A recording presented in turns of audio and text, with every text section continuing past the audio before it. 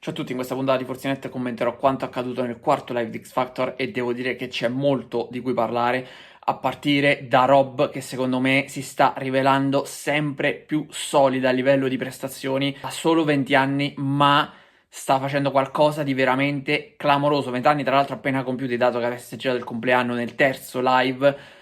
Ebbene, ha una padronanza del palco e della voce clamorosa, riesce a fare qualcosa di veramente incredibile per la sua età, che mi sorprende soprattutto perché comunque all'interno di questa edizione, ma anche all'interno di altri programmi o di altre edizioni, ci sono stati degli artisti che non avevano questa padronanza e che magari sono arrivati comunque fino in fondo e poi sono riusciti magari anche ad iniziare una carriera importante. Rob, per l'età che ha, è veramente spettacolare. Poi in Italia secondo me non abbiamo tanti artisti e tante artiste che fanno questo genere di musica, questo pop punk che veramente a me piace un sacco, soprattutto perché Rob riesce a far sue delle cover, quindi a livello di cover sta andando benissimo e sono curiosissimo di ascoltare il suo inedito alla prossima puntata. Io lo dico praticamente dall'inizio e dalla seconda puntata.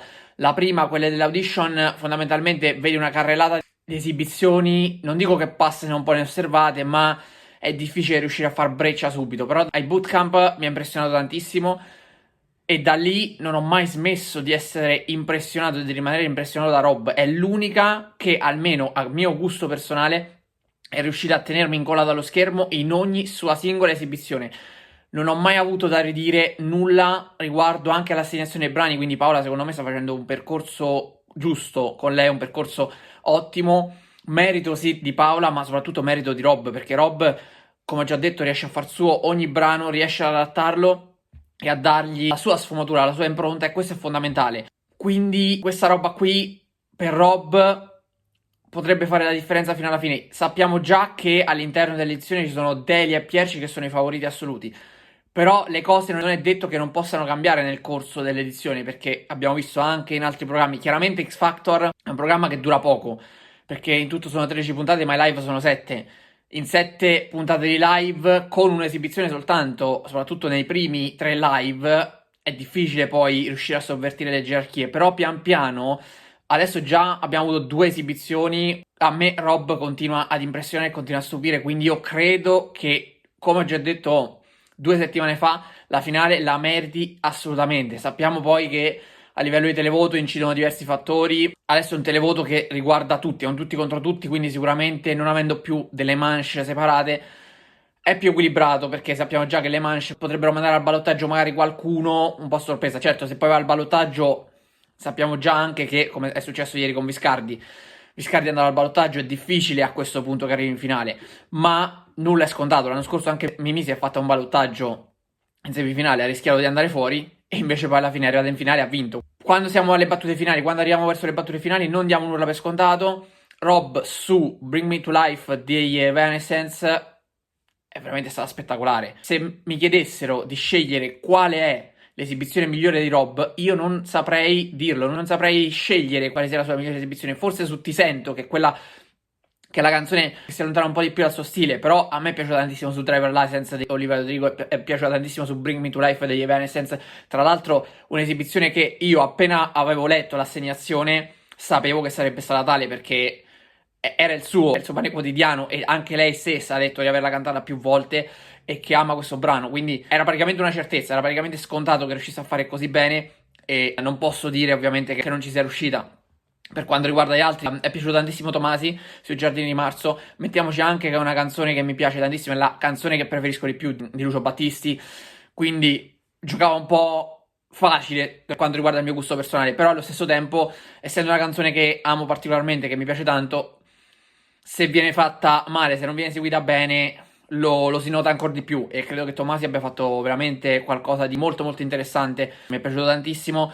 Anche lui è uno che si può giocare quantomeno l'accesso in finale. Ripeto, è difficile fare selezione, perché fondamentalmente adesso sono rimasti in 7 e tra i 7 che sono rimasti abbiamo, come ho già detto, Rob, c'è Delia, che è una delle favorite e che ieri mi è piaciuta tantissimo. Ieri il mashup forse è stata l'esibizione migliore di Delia, almeno ai miei occhi, non perché le altre siano state fatte male, ma per quanto riguarda il mio gusto personale, vederla fare qualcosa di diverso rispetto al solito, un mashup addirittura rappato, mi ha veramente avvicinato di più al suo mondo e mi ha avvicinato di più a Delia, fermo restando che comunque per il suo genere rimane tra quelle che non sono le mie preferite, insomma.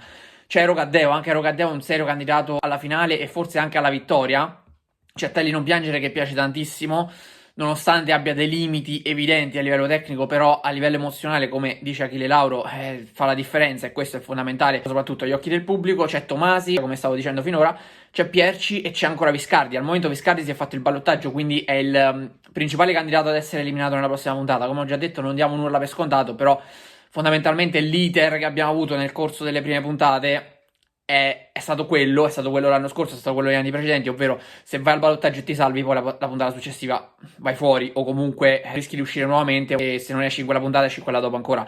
Vedi Michelle si è fatta un ballottaggio, la scorsa il ballottaggio è riuscita ad evitarlo anche per una combinazione di manche che io ho già detto un po' particolare, ecco. Poi però comunque è stata eliminata adesso e stesso discorso vale per la Iana. Arriviamo quindi agli eliminati di puntata. Michelle è stata eliminata proprio in maniera secca e definitiva, senza la possibilità di farsi un ballottaggio perché è stata la meno votata di tutti, mentre la Iana è riuscita a guadagnarsi la chance di farsi un ballottaggio. Non so a questo punto se è stata meno votata lei o Viscardi tra i due, credo però, vedendo le gerarchie che si sono avute finora, che possa essere stata meno votata la Iana e Viscardi abbia avuto magari qualche voto in più, nonostante l'esibizione di ieri di Viscardi a me non sia piaciuta.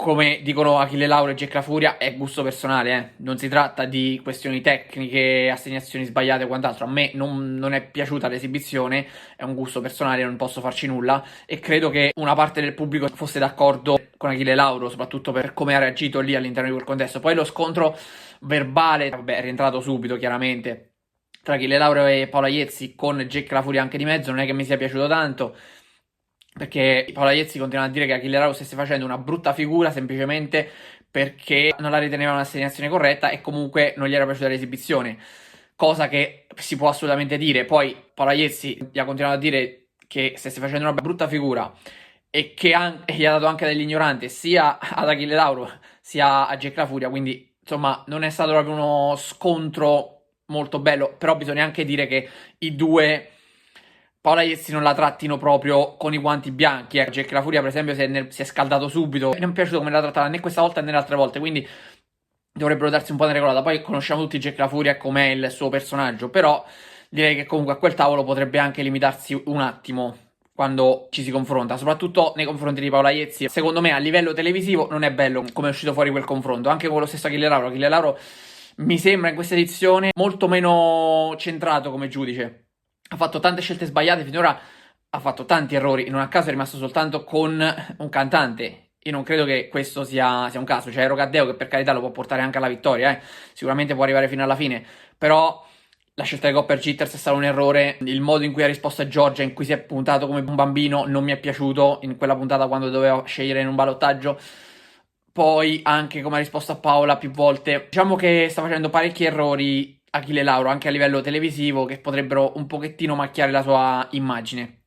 Però alla fine rientra tutto, ci si scusa e tutto quanto, però potrebbero magari andarci un po' più con i piedi di piombo. Tornando sulla gara, comunque, dicevo, la Iana e Michelle era inevitabile che fossero eliminate, si sono già fatte entrambe dei ballottaggi. Adesso vedremo cosa succederà nella prossima puntata, dove verranno presentati gli inediti, che secondo me sarà una puntata, un turning point fondamentale, perché gli inediti rappresentano qualcosa di identitario. Quando arriviamo agli inediti, gli inediti sono quelli che poi ti danno lo slancio verso la carriera musicale all'esterno e quindi lì credo che non bisogna fallire, non si debba fallire. Quindi sono molto curioso di ascoltare l'inedito di Rob, ma anche gli inediti di Delia, perché bisogna capire come riuscirà poi ad entrare nel mercato discografico, e anche di Pierci, che appunto è l'assoluto favorito, anche di Rocaddeo. Sono molto molto curioso. È difficile adesso, ripeto, fare una gerarchia e capire chi potrebbe essere eliminato. Magari nella prossima puntata il candidato serio all'eliminazione potrebbe essere Viscardi, come ho già detto, perché lo dice il ballottaggio del quarto live. Sarà molto più difficile invece capire chi saranno i 4 ad andare in finale quando ne rimarranno 6 e 2 dovranno abbandonare il programma. Lì veramente sarà complicato. Per oggi è tutto, vi do appuntamento alla prossima puntata di Forzinet. Ciao a tutti.